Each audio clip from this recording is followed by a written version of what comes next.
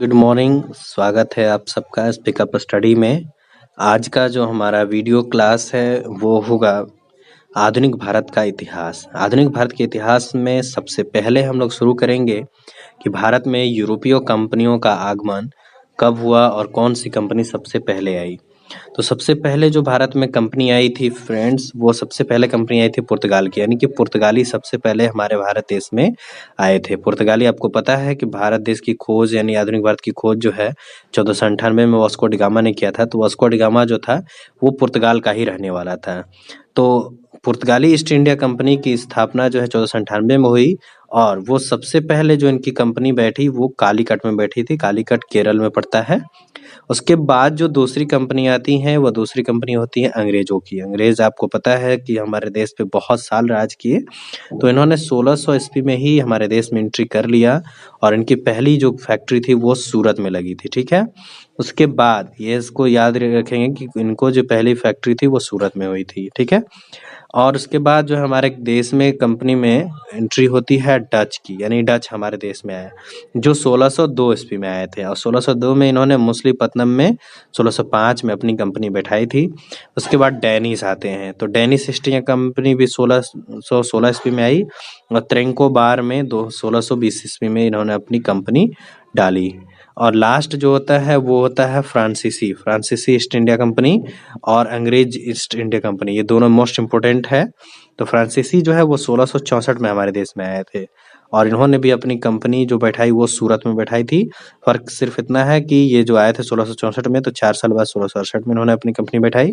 लेकिन अंग्रेजों ने जो है 1600 ईस्वी में आने के बावजूद अपनी कंपनी 1613 में सूरत में बैठाई थी। उसके बाद हम लोग आगे बढ़ते हैं पुर्तगाली। तो ये मोस्ट इम्पोर्टेंट ही क्वेश्चन हम लोग देखेंगे जो टू द पॉइंट होगा और इस क्वेश्चन को अगर आपने पढ़ लिया कर लिया तो आप बहुत ज़्यादा सीख गए आधुनिक भारत में। तो सबसे पहले हम लोग शुरुआत करते हैं पुर्तगाली। तो पुर्तगालियों में सबसे पहला आपको पता है कि जो वास्को डी गामा 1498 में आया था और ये जो वास्को डी गामा जो है भारत का बोला जाता है कि आधुनिक भारत का खोज किया था वास्को डी गामा 1498 ईस्वी में। उसके बाद इनका जो उद्देश्य था वो भारत के साथ व्यापार करना था। ठीक है। और ये कहाँ आया था? तो केरल के कालीकट नामक स्थान पर आया था। इसको भी याद कर सकते हैं हम लोग, जरूरी होता है। उसके बाद हम लोग देखेंगे जो भारत में जो पहला पुर्तगाली गवर्नर था वो था फ्रांसिस्को डी अल्मीडा, ये याद रखेंगे हम लोग।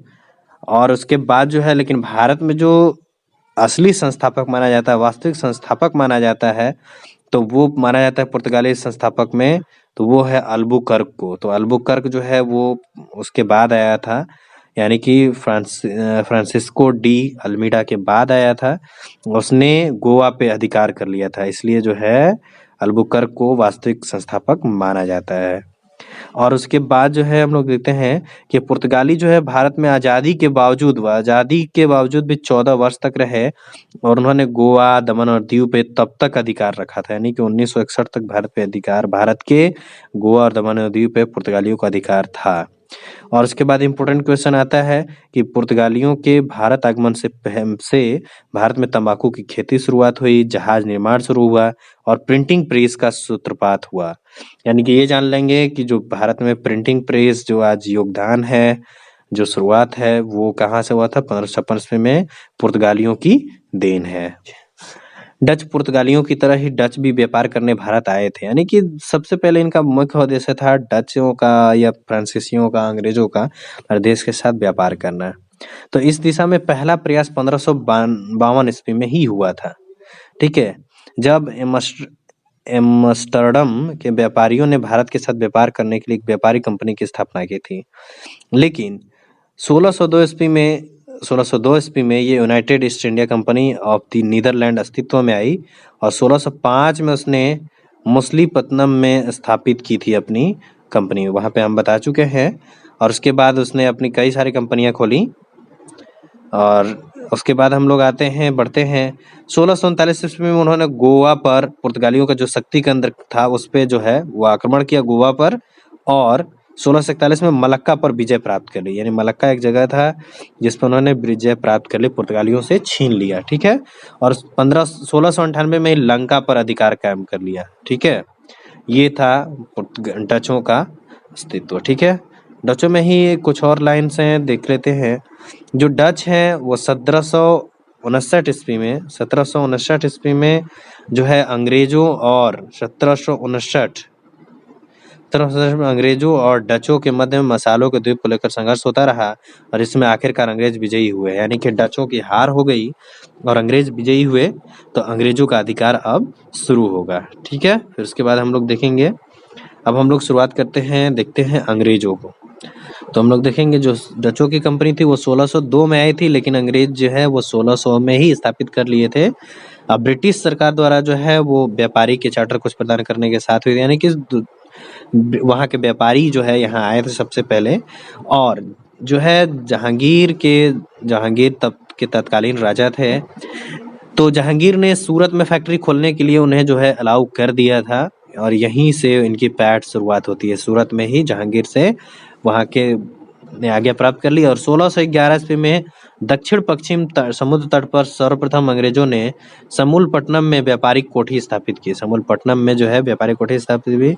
उसके बाद बम्बई, सूरत, मद्रास, हुगली को शामिल करके अंग्रेजों ने इसे प्रेसिडेंसी शहर बना लिया। यानी कि बम्बई, सूरत, मद्रास और हुगली इन सब पे अधिकार करके इन्होंने इसे प्रेसिडेंसी शहर बना लिया और इनका व्यापार बढ़ता गया। धीरे धीरे पुर्तगाल और फ्रांस को बहुत पीछे छोड़ दिया अंग्रेजों ने। 1690 ईस्वी में एक फैक्ट्री की स्थापना की तथा 1698 ईस्वी में सुतानी, कालीकट एवं गोविंदपुरा गांवों की जिम्मेदारी प्राप्त कर। कालांतर में यह गांव कलकत्ता के रूप में विकसित हुए थे। ये मोस्ट इम्पोर्टेंट सवाल बन जाता है कि जो सुल्तानती, कालीकट, गोविंदपुर में जमींदारी और क्रांति में ये गांव कलकत्ता के रूप में विकसित कर दिए गए। यानी कि ये सारे जो गांव थे गोविंदपुर और ये सब इन्हीं को जो है वो कलकत्ता के रूप में विकसित हो गए। 1700 ईस्वी में सुल्तानी की किलेबंदी की गई और उसे फोर्ट विलियम नाम दिया गया। तो ये किला है, फोर्ट विलियम किला आपको कोलकाता में मिलेगा। फोर्ट विलियम कॉलेज भी है, फोर्ट विलियम किला भी है सुल्तानी में।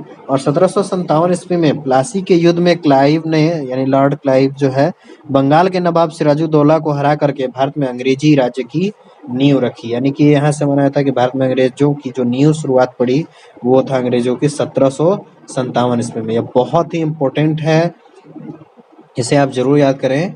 भारत में अंग्रेजी राज्य की नींव रखी थी किसने?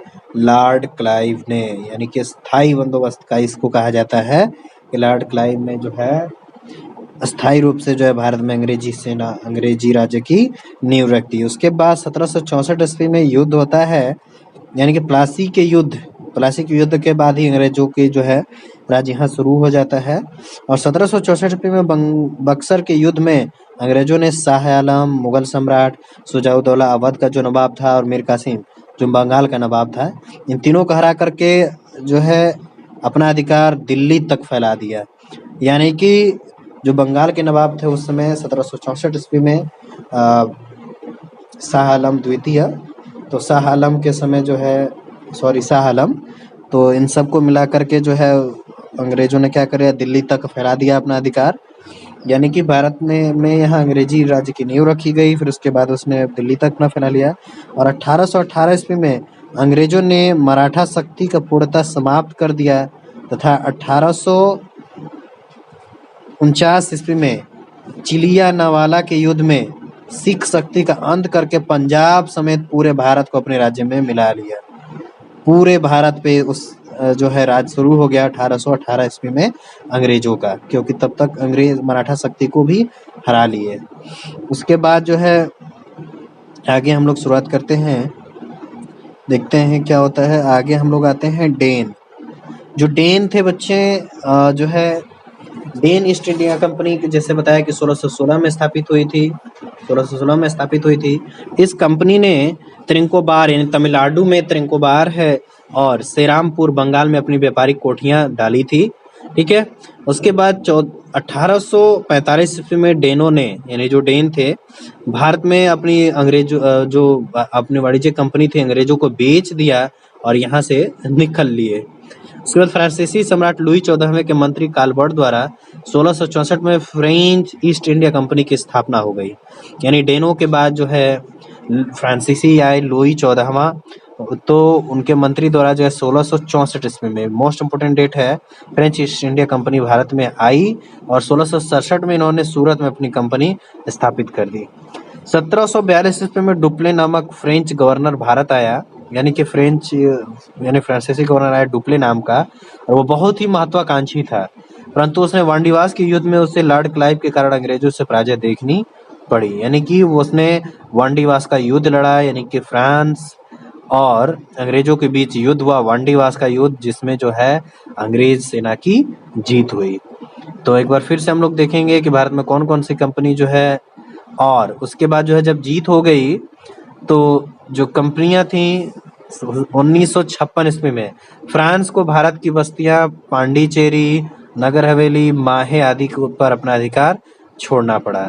ठीक है, और उसके बाद आपको यही बताया कि फ्रांस ने 1961 ईस्वी तक गोवा पे और दमन एंड दीव पे अधिकार रखा था। ठीक है, उसके बाद देखिए अब हम लोग देखते हैं, ये इसी पेज का हिस्सा है कि विभिन्न यूरोपीय कंपनियों की स्थापना, जैसे कि हम बता चुके हैं, तो इसको बहुत ही मोस्ट इम्पोर्टेंट हम लोग याद कर लेंगे कि जो भारत में शुरुआत हुई थी, पुर्तगाली पहले आए, फिर जिनकी कंपनी 1498 में शुरुआत हो गई थी, स्थापना हुआ था, लेकिन कंपनी 1502 में हुई थी। उसके बाद अंग्रेजों की कंपनी 1600 में ईस्वी में स्थापित हुई। डच तो पहले आए थे, लेकिन स्थापित हो गया इनकी कंपनी 1602 में। उसके बाद डेनिश इंडिया कंपनी की 1616 में, फ्रांसीसी ईस्ट इंडिया 1664 में, यानी सबसे बाद में आए थे फ्रांसीसी, और सबसे बाद तक भारत पे अगर अधिकार रहा तो फ्रांसीसियों का ही अधिकार रहा था। तो थैंक यू फ्रेंड्स, फिर हम लोग मिलेंगे भारत में गवर्नर जनरल को लेकर के, कौन कौन से गवर्नर हैं जो काफी इम्पोर्टेंट रहे हैं। थैंक यू सब।